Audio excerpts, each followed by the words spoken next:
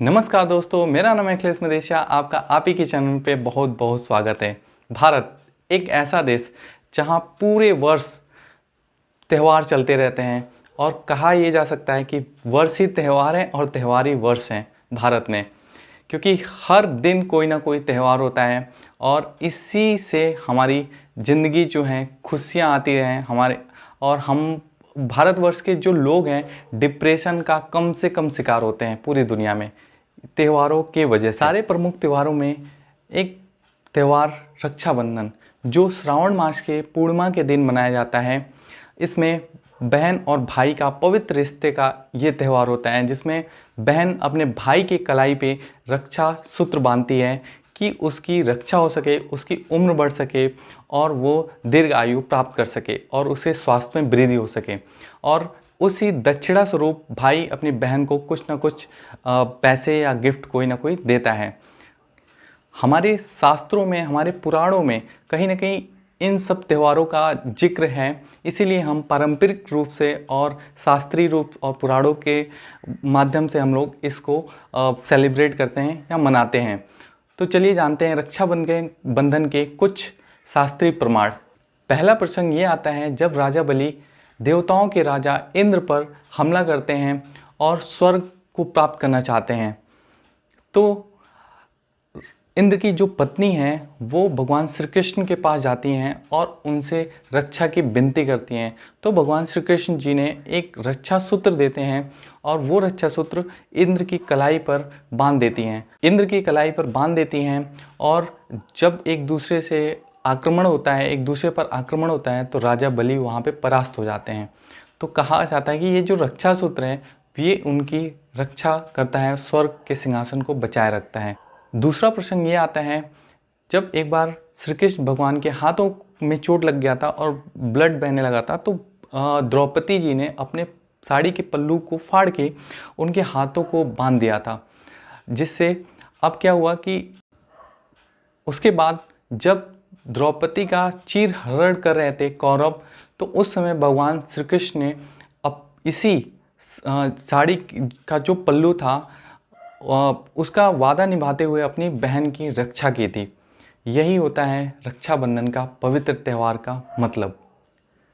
तीसरा प्रसंग ये आता है जब वामन भगवान ने बलि से तीनों लोक मांगी थी, तो दो पैर में उन्होंने, दो पग में ही तीनों लोक को नाप दिया था और तीसरा लोक मांग रहे थे, तीसरा पग मैं कहाँ रखूँ। तो राजा बलि ने उनके आगे झुक के अपने सिर पे ही उनको बोला कि आप यहाँ पे रख लीजिए। तो इससे भक्त वत्सलता और प्रेम और उनकी जो, इससे राजा बलि के भक्त वत्सलता, उनकी प्रेमा भक्ति, उनके समर्पण को देखते हुए भगवान वामन ने कहा कि तुम बताओ तुम्हारी इच्छा क्या है।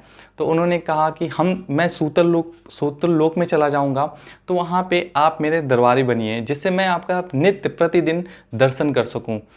अब ये तो लक्ष्मी जी को अखर गया कि वहाँ पे वो बन के रहेंगे दरबारी और मैं यहाँ पे अकेली रहूँगी।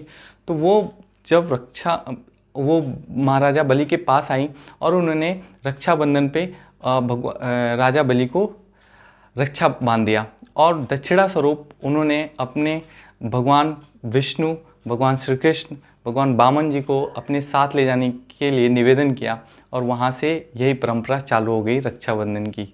ये है रक्षाबंधन का पवित्र, एक भाई और बहन का अटूट रिश्ता, पवित्र रिश्ता, जिसमें भाई अपनी बहन के लिए, बहन की हर संभव रक्षा के लिए तत्पर रहता है और बहन भी उम्मीद करती है अपने भाई से कि मैं अगर इनके संरक्षण में हूँ तो सबसे ज़्यादा सेफ हूँ। कहीं ना कहीं हम लोग भी भूल गए हैं एक ऐसे व्यक्ति को जो, और इस भागा दौड़ी के जीवन में भी हम एक व्यक्ति को भूल गए हैं, अपने आम जीवन से उनको निकाल दिया है। कहीं ना कहीं वो भी हमारा समर्पण चाहता है। हमें उनको एक बार एक नज़र से देखना है, उनको एक बार याद करना है, उनको एक बार अपने आप को समर्पित करना है श्रद्धा भाव से, जो भी आपके अंदर हो। वो है भगवान श्री कृष्ण।